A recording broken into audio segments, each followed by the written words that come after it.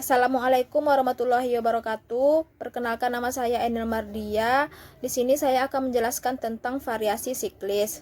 Yaitu siklis merupakan aliran panjang berfluktuasi yang sering terjadi pada era perekonomian saat ini.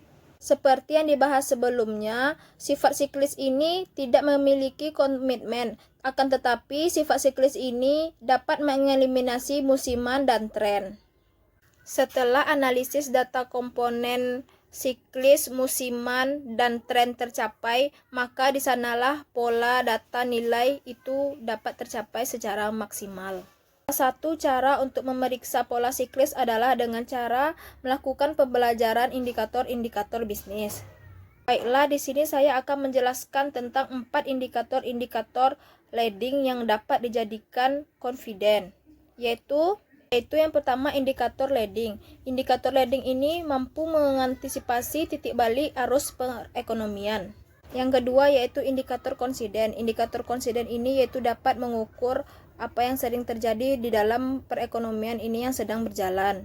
Dan indikator yang ketiga yaitu indikator lagging.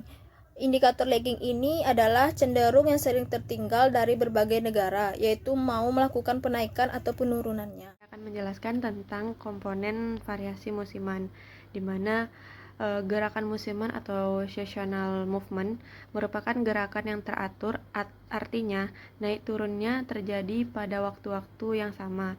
Disebut gerakan musiman karena terjadinya bertepatan dengan pergantian musim di dalam satu tahun atau dalam waktu yang singkat. Misalnya, harga beras akan turun pada saat musim panen padi. Kemudian jumlah buku akan meningkat pada awal sekolah. Kemudian contoh ketiga, jumlah pengunjung ke bioskop akan naik pada malam minggu. Jadi data time series dipengaruhi oleh variasi musiman. Maka diperlukan metode peramalan yang lebih baik untuk memperhatikan keterlibatan variasi musiman di dalam data. Untuk keperluan analisis, seringkali data time series dinyatakan dalam bentuk angka indeks. Apabila kita ingin menunjukkan ada tidaknya gerakan musiman, perlu dibuat indeks musiman atau seasonal index. Indeks musiman adalah suatu angka yang bervariasi terhadap nilai dasar 100. Jika suatu periode musiman mempunyai nilai indeks 100, nilai ini menunjukkan bahwa pada bulan tersebut tidak ada pengaruh musiman. Ada beberapa metode untuk menghitung indeks musiman, antara lain metode rata-rata sederhana atau simple average method.